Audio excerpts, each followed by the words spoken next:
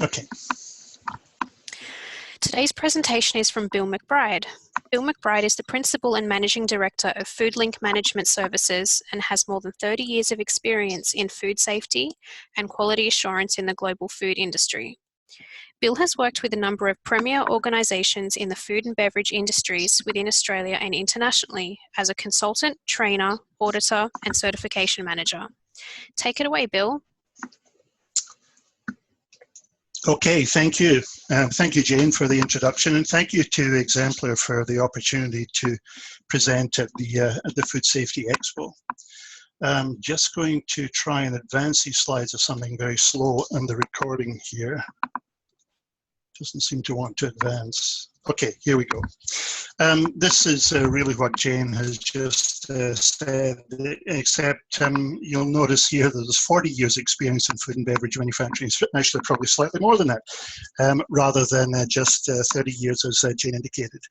I should also point out that I was former chairman of the GFSI Auditor Competence Scheme Committee, so I've got quite a bit of experience with GFSI.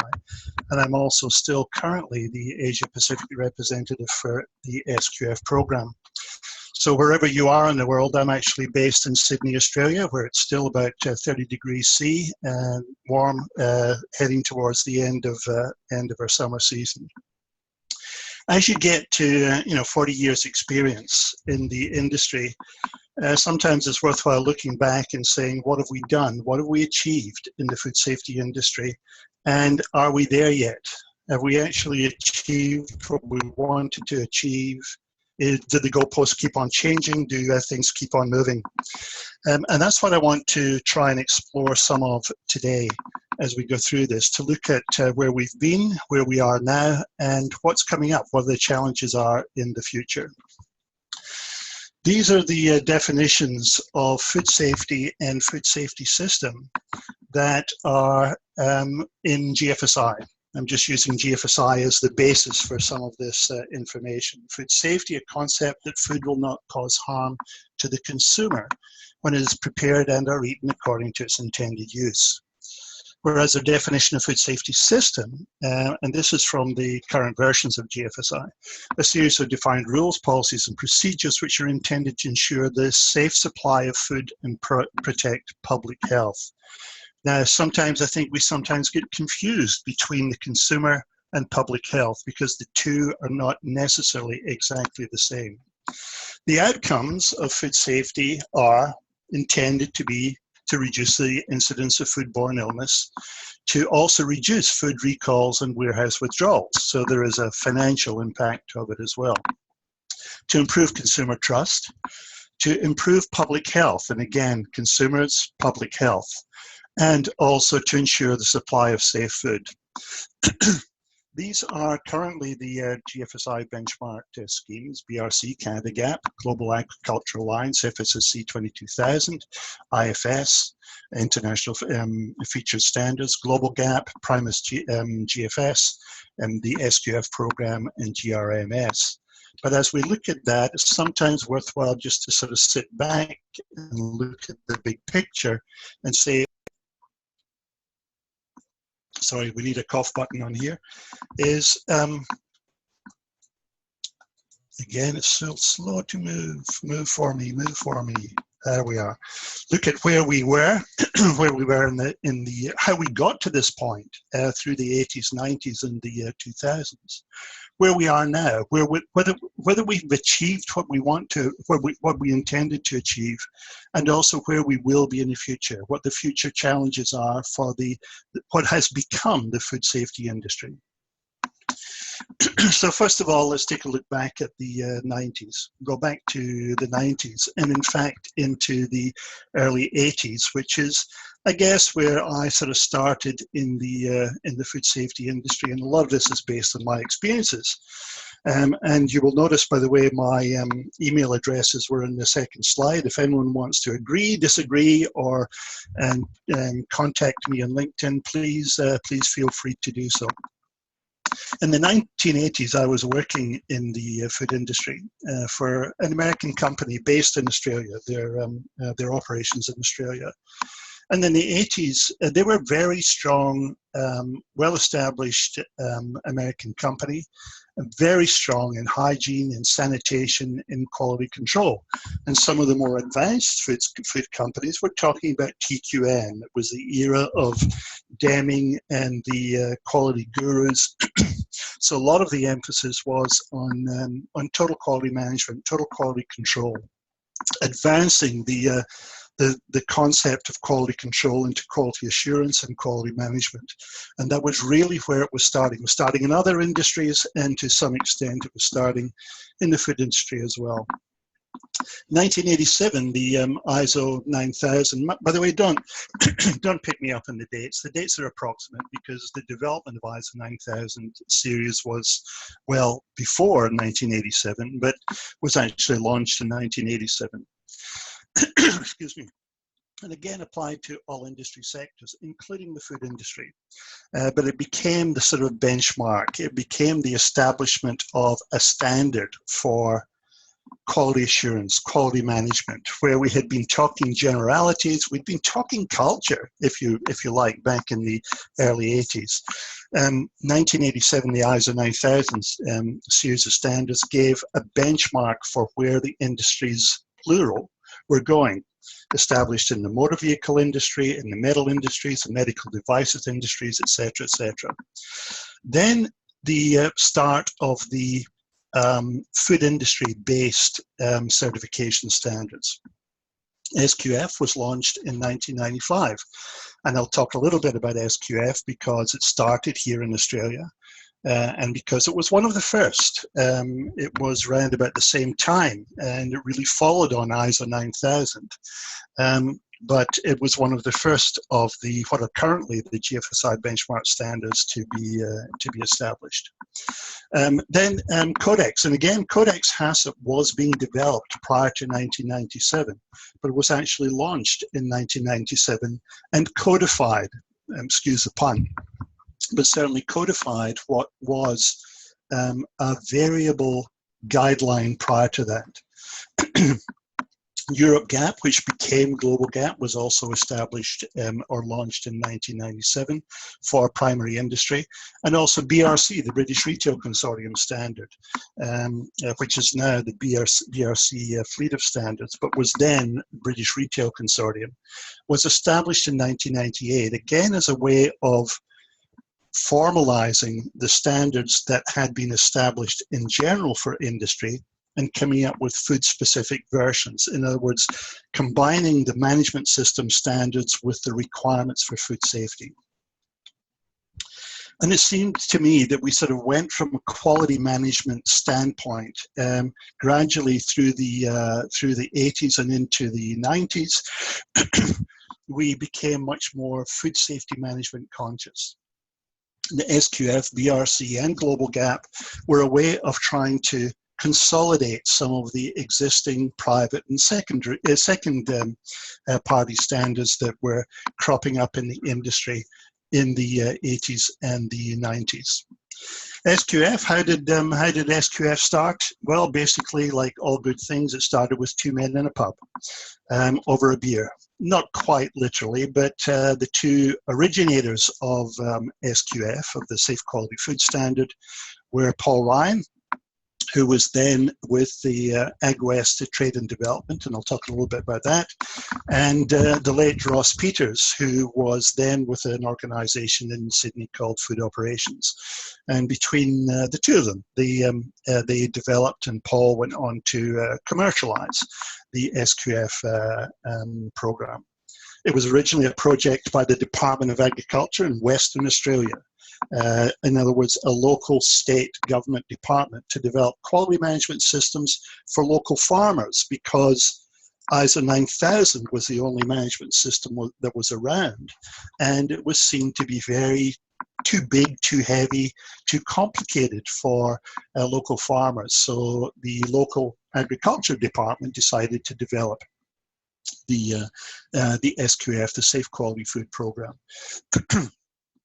It was researched with livestock and produce industries in 1994, 95, and a small table grape growing company, John and Ross Boulter, were the first certified to SQF with the #1 certificate late in 1995. Now, if you try to Google John and Ross Bolter, now you'll find that they're no longer there, but for many years, they were the first the first certified site for SQF. For those of you who wonder where Western Australia is, well, it's the western third of the continent of Australia, makes up about 33% of the landmass, 2.6 million square kilometers. By comparison, for example, Texas, the largest US state, is 700 square kilometers. Western Australia is 2.6, but it's mainly arid, it's mainly outback, it's mainly desert, with a fertile southwest corner, and a population of only 2.6 million, which is 10% of the Australian population. Again, by comparison, Texas has somewhere in the region of 28.3 million people, so 10 times what there is in Western Australia. But that little state in terms of people, large state in terms of area, that little state became the origins of the SQF program. And it was first featured at the first Australian HACCP conference in Australia, in Sydney, in September 1995, where again, Paul Ryan, who was a quality manager at AgWest Trade and Development, the Department of Agriculture in Western Australia. My task today is to describe what we consider in Western Australia to be an exciting initiative for the food industry.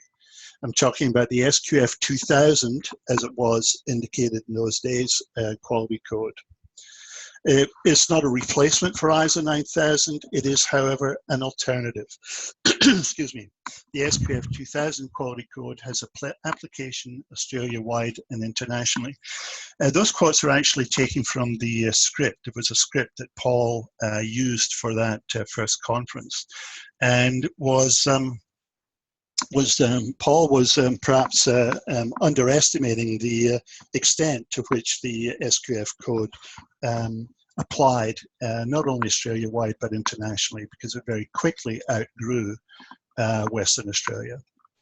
So from now, it went from not to 10,000 up to 2018 and 2019. First certificate was issued in 1995, bought by the Food Marketing Institute in 2003. The edition 7, which consolidated, moved the SQF 2000 tab into consolidated and became much more industry sector focused in 2012. And in 2018, edition 8 was published, including our global markets version.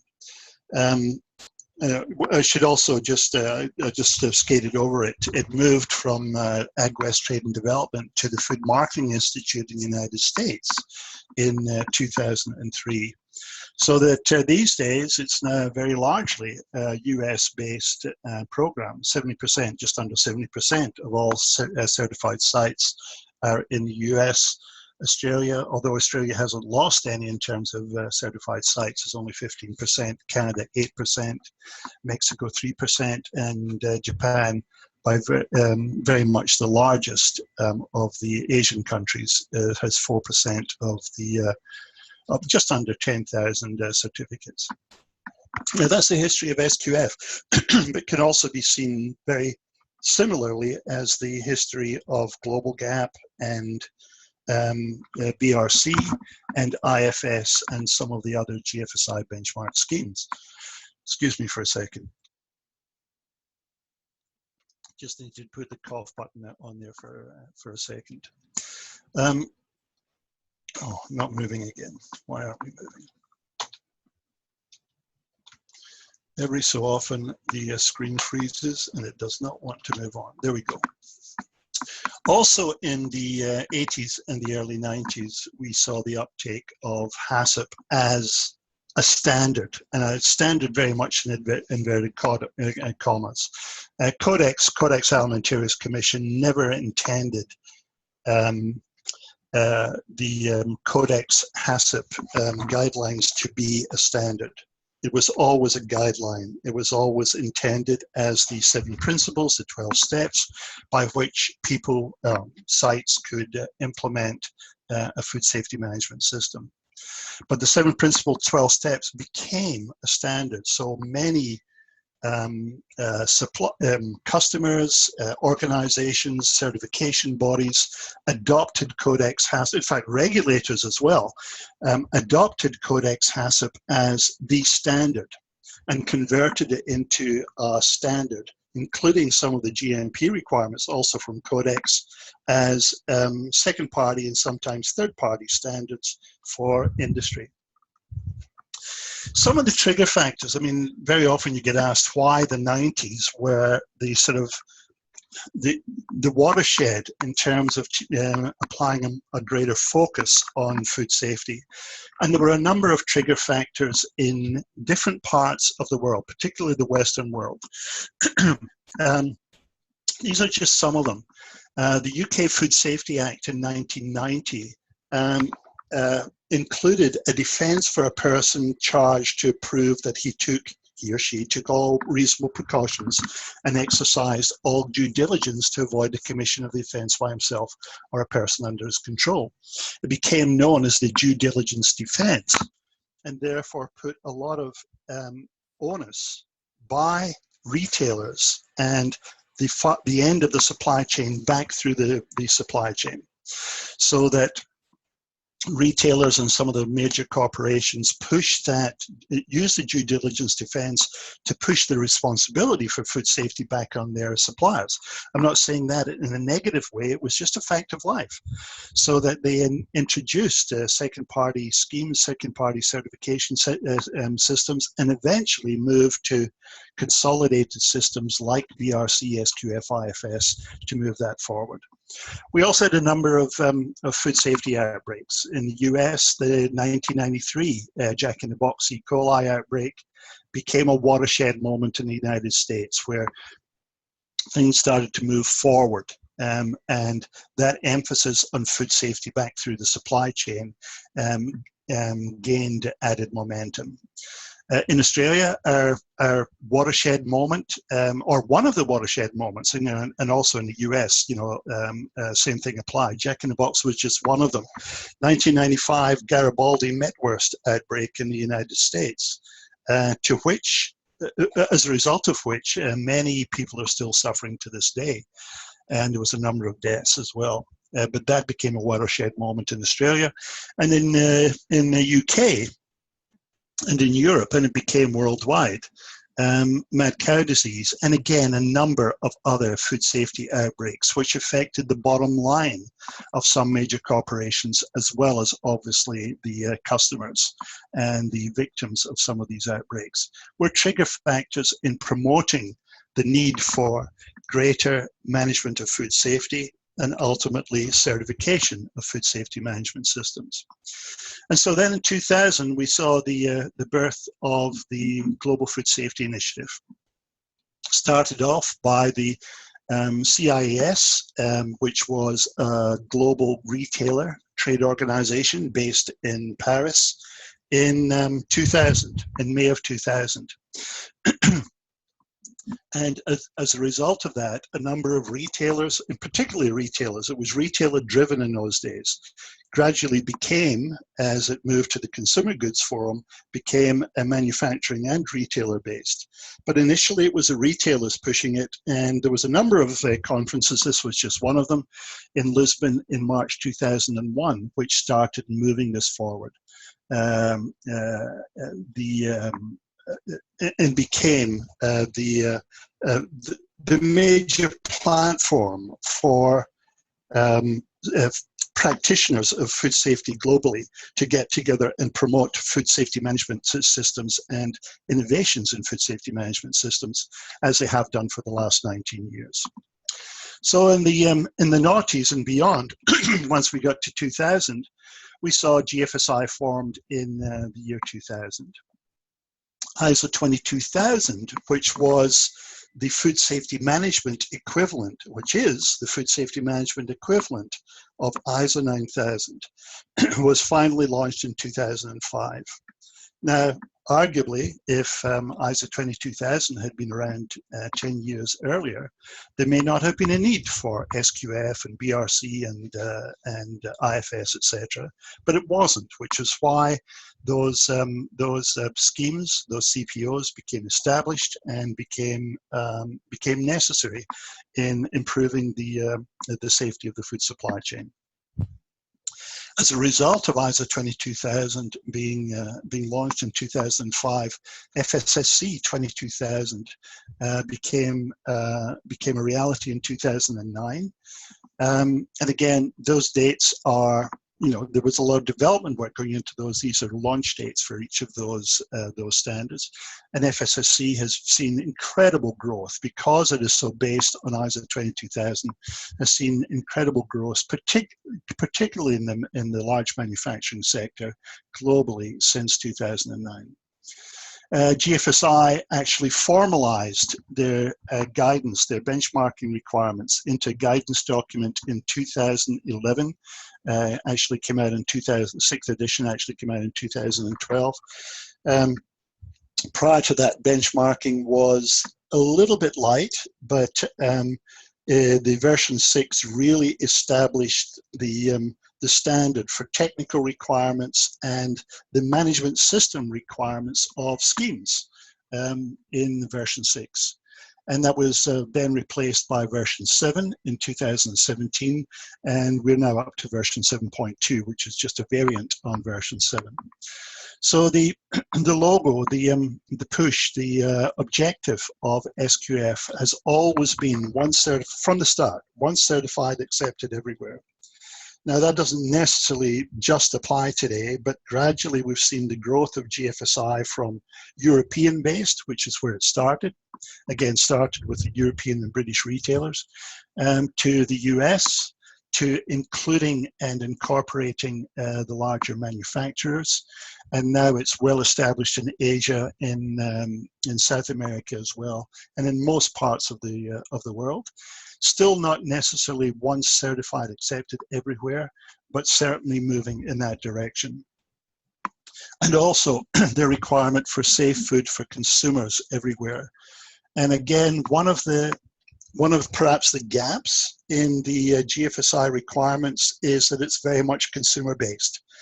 And again, consumers and public health are not exactly the same thing. And we need to make sure we are familiar with and aware of the distinction between consumers and considering consumers and considering public health.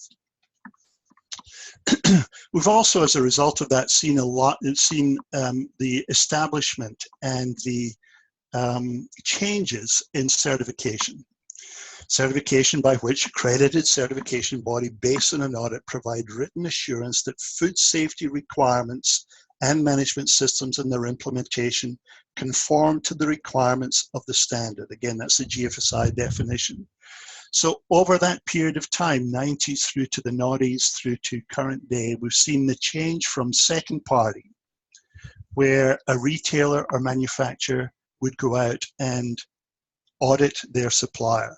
Sometimes they're trained, sometimes they're not. Moving to third party, where a separate agency would do that on behalf of a retailer or large manufacturer. And now to accredited third party, where the external agencies need to be accredited certification bodies, which in a way may add to the cost, but also adds to the trust, the integrity, and the credibility of the outcome of that certification process. So the other thing that is very often commented on by sites who are part of that, who are the recipients of that certification process, is we've moved over time from hygiene to HACCP, understand the HACCP. We've now moved to a systems approach. We've now introduced things like allergen management, which were not considered back in the 80s, but now are critical parts of food safety. Now we've moved to food defense and to food fraud. And that has become an innovation and another need within the industry that has been recognized by customers, by the retailers, the manufacturers, by suppliers, and by regulators and the certification bodies. And now we're considering the cultural approach. And many are saying, as we have moved forward, the degree of difficulty has changed as well. Are we focusing on too much? The cultural approach is necessary. Food fraud is necessary. Allergen management is vitally important. But have all the systems become too complicated and too hard to actually achieve certification? And it's a question that I think the food safety industry needs to address moving forward. How do we make sure we cover all these issues, but we still cover the basics as well? If you look at where we are now with foodborne illness, have we actually achieved what we wanted to achieve over the 80s, 90s, and the noughties? The World Health Organization put out a report in December 2015 on the estimates of the global burden of food safety, of foodborne illness globally. And they show almost 1 in 10 people fall ill every year from eating contaminated food, and 420,000 die as a result. Now, a lot of that is due to poor sanitary conditions in developing countries. However, in the Americas, 77 million people fall ill every year, 9,000 deaths. In Europe, 23 million fall ill from unsafe food every year, resulting in 5,000 deaths. So the question has to be asked, have we achieved what we wanted to achieve? I'm not saying yes or no. I'm just raising the question. Have we actually set out what we wanted to achieve? We've set up the systems, we've set up the regulations. The regulations have improved over the years. The regulations now in most developed countries are much more proactive than they were before. We've changed the schemes, what are now called CPOs under GFSI, dramatically over the years. SQF started off as a 3 or 4 page document. It was basically the HACCP guidelines. Now it's many pages covering food fraud, food defense, allergen management, etc., all the GMP requirements. Have we become too prescriptive? And these are questions that we need to consider and ask ourselves moving forward. Where are we now in terms of recalls and withdrawals? They're still there. I know the numbers change a little bit depending on the country, depending on the regulator that's actually looking at them. These come from FDA and also from Food Standards Australia. Some countries are much more precise, factual in raising those matters. Some of them are not so good. Some countries you don't get so many results, but we're still getting listeria. We're still getting allergens. Allergen management, allergen labeling is now the predominant food sector category or category in terms of recalls and withdrawals. Recall figures generally pretty good, withdrawal figures perhaps not as accurate. So we still see allergen labeling and allergen management as a major contributor. We still see microbial contamination. Salmonella may have reduced in some categories and in some countries. Listeria Listeria monocytogenes contamination has increased. And we still see, despite all the innovations, the engineering, the technology that we have in food factories these days, we still see foreign matter, foreign objects as a major contributor to recalls moving forward. So are we there yet? Over the last 20 years, have we actually achieved what we set out to achieve? Have we overcomplicated things? Have we added things that perhaps are not necessary? When you look at it in the big picture, no, we're not there yet. We still get a high incidence of foodborne illness. We still have a high incidence of recalls and withdrawals. And the reasons, perhaps, and this is just my list, emerging food safety threats. Listeria monocytogenes wasn't necessarily considered as a major issue 20 years ago. E. coli, whether the variants have have evolved or whether we just weren't aware of them in the past. But when I went to university and studied micro, we weren't considering the E. coli variants or the repercussions of those E. coli variants within the food supply chain. Certification for the wrong reasons. And some of the GFSI figures and the SQF and other schemes have done similar studies showing that 70 to 80% of sites are only looking for certification as a passport to trade, rather than looking at them as a way of controlling and improving their food safety management. Reliance on score and ratings rather than outcomes.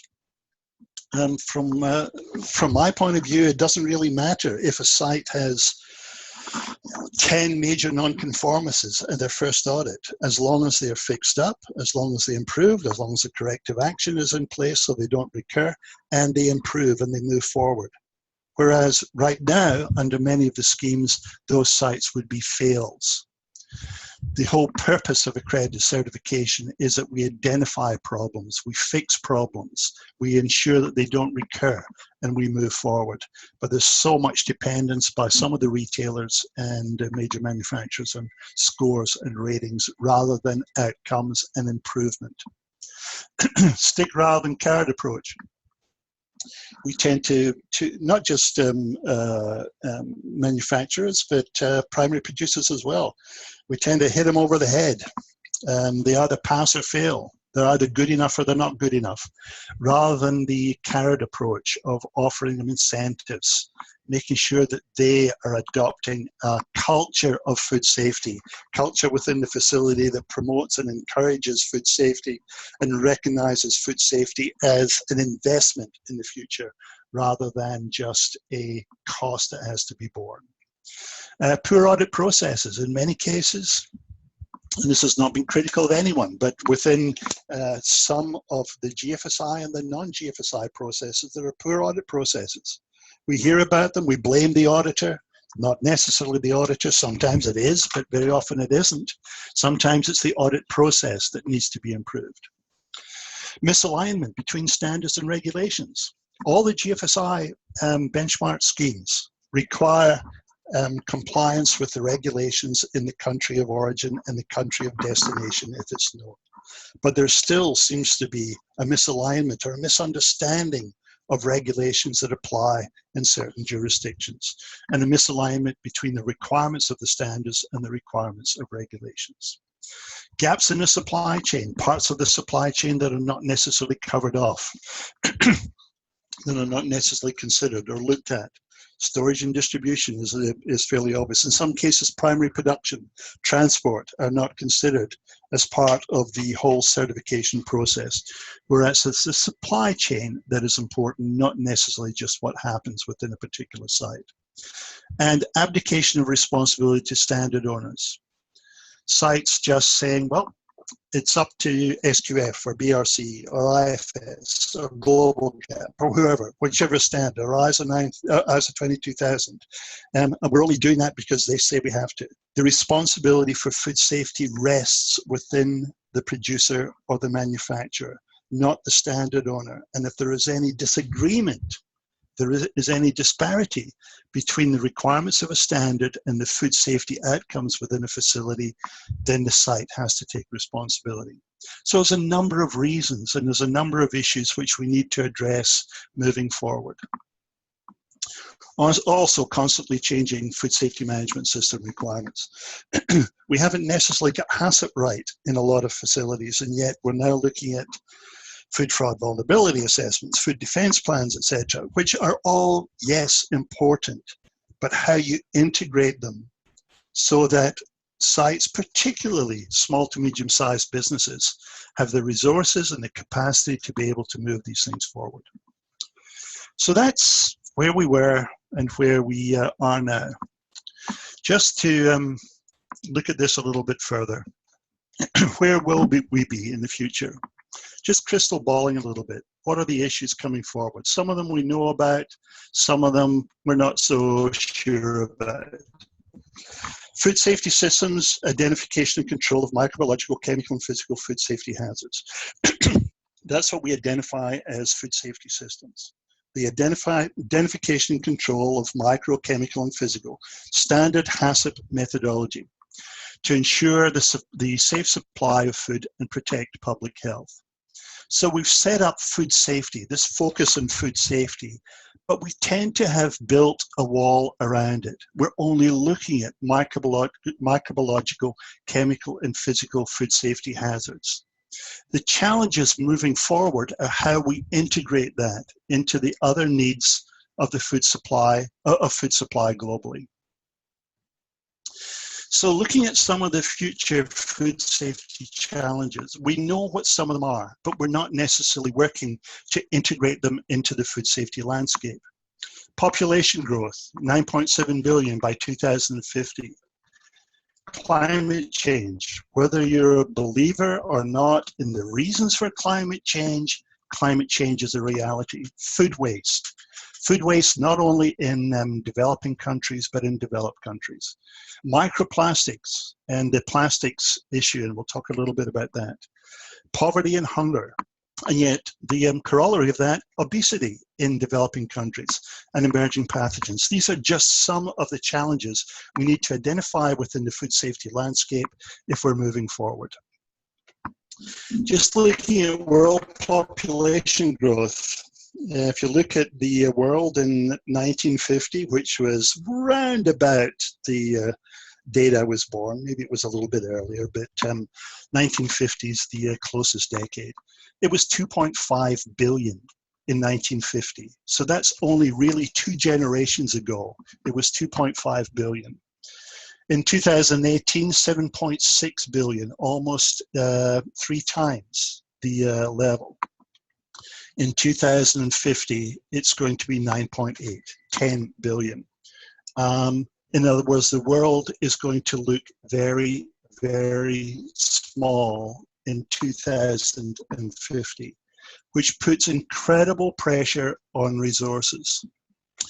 According to PwC, by 2030, global energy consumption will increase by 50%, and we will require 40% more agricultural production, and with less available land, by the way, and 35% more water. By 2050, the same requirements will have increased by 80%, 70%, and 55%. We're not too far off 2030. This, by the way, was from Craig Armitage at PwC.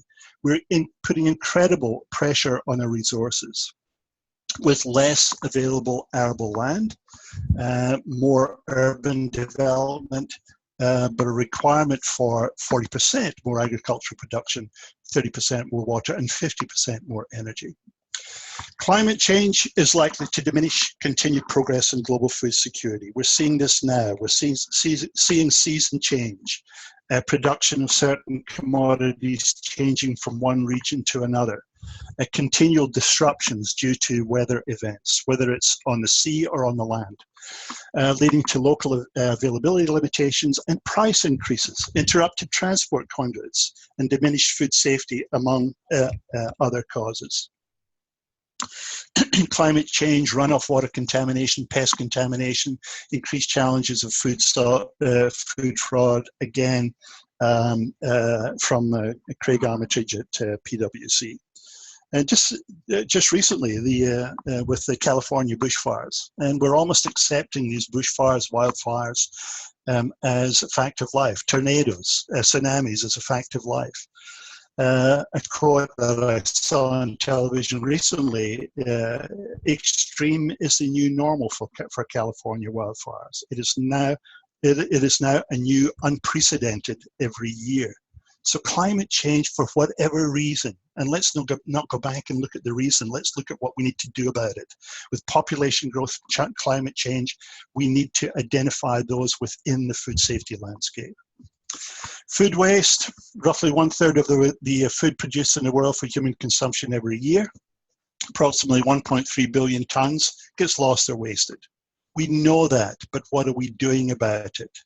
We also have communities that are starving for food, who haven't got food. And we've also got, in Western countries, dumpster diving. Dumpster diving is becoming a thing. But it's also a reality in terms of people that can't afford to feed themselves, therefore they're going into dumpsters and pulling product out. Are they concerned about food safety when they're doing that? You've also got to recognize that perhaps some of the food safety regulations and controls we have in place are perhaps contributing to food waste, to food loss. Now, retailers are starting to recognize that and saying, well, we don't just need good fruit and vegetables out on the shelf. The consumers are now saying, we want product that you would normally have thrown away in the past to be out there on the shelves. Microplastics, major issue.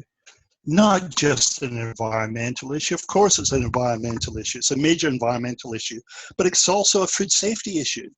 Microplastics are mistaken for food by marine animals and ingested. They block the digestive system of animals and result in lower levels of oxygen and consequently result in reduced energy levels. Some plastics are so tiny that they embed in the animal tissues. They're passed across the food chain and some find their way to humans. Environmental issue, but also a food safety issue. And also just on that, we see a lot of initiatives these days on some of the major corporations that are looking at how they transition to biodegradable plastics or to alternatives to plastics. But in the meantime, there's a major cleanup operation out there.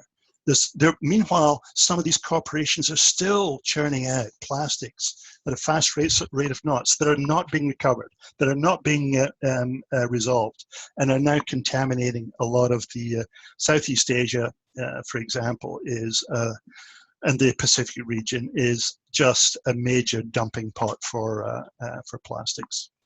Public health issues, poverty. Obviously, 870 million people globally live in poverty and hunger. These are not consumers. These are just people that are looking for food. They don't want it to be food safety certified. They're not looking for any certification. They're just looking for food to survive every day. On the opposite side of the fence, we've now got obesity in Western countries, a lot of Western countries. Some would argue there's an obesity epidemic in affluent countries, and obesity is one of the most serious public health problems in the developed world. We know about it. We identify it. It's a major public health cost, but we're not identifying any of these as food safety issues. Are they? Is excess salt a food safety issue? Is excess sugar a food safety issue? It's a public health issue, but it may not be a consumer issue. These are some of the things we need to identify. Food insecurity, a situation that exists when people lack secure access to sufficient amounts of food. This is Food Bank in Australia. There are similar organizations, I realize, in Europe and in the United States. They've identified that 4 million people in Australia, the population of Australia is only 23, 24 million people. 4 million people in Australia, a developed country, don't know where their next meal is coming from. 15% of the Australian population experience food insecurity. So hunger and public health issues are not just issues that affect other people in other countries. They're also affecting populations in the countries that we live in. And we need to start identifying public health issues as part of the food safety landscape. Now, just before we all jump off the cliff and say, well, there's no hope, we might as well, just jump away. There is argument that the total population of the earth will stop growing within the lifespan of people alive today, most people alive today. IGOs, government and industry initiatives on climate change, energy renewables, land use and food waste are all in place. Are they moving quickly enough? Are they actually resolving the current problems as well as future problems? Is debatable, but there are some of these initiatives in place. There's industry action by a lot of the retailers and manufacturers now on reducing food waste and still keeping it safe. That's a problem. In other words, making sure more food is available and it's safe. There's new technologies in agriculture and industry necessary to improve some of that agricultural output and industry output. And we've also got the capability, resource, ingenuity of human endeavor. You see this every day of new initiatives, technological initiatives coming up that are improving outputs. Are we moving it quickly enough? Time will tell. So when food safety is not enough, food safety, security, and sustainability increasingly being talked about as one continuum that will solve the world's food problems in years to come. But yet we still work on them as standalone issues. We work in food safety. We separately look at food security, and we separately look at food sustainability. And sometimes these three S's, these three issues clash. Sometimes they contradict each other. We deal with, promote, and work on safety, security, and sustainability as individual beacons that will solve the world's immediate and future food needs. We need to recognize them as one issue. We need to work on them collectively, collaboratively, in safety, security, and sustainability. We need to break down the walls around food safety and widen the scope of food safety to ensure that safety, security, and sustainability are integrated into one strategy moving forward. So what can the food safety industry do about it? Cover the basics. The basics still need to be covered. The GMPs, the hygiene, the sanitation, the HACCP plans still need to be covered. Strategies to reduce the incidence of foodborne illness and recalls are still strategic. They must be there. We need to consider public health, not just consumers, because there are so many. I was in the Philippines last week and I saw so many people that are just striving to get food for their families on a day-to-day basis. They're not consumers. They don't go to supermarkets. They don't go to major retailers. They're just looking to subsist on a day-by-day basis. We need to redefine food safety to include health and sustainability issues. We need to focus more on whole of supply chain rather than just site food safety. And we need to modify standards and regulations that do little to improve food safety, but encourage waste. We need to look at that compromise between ongoing food security and food safety.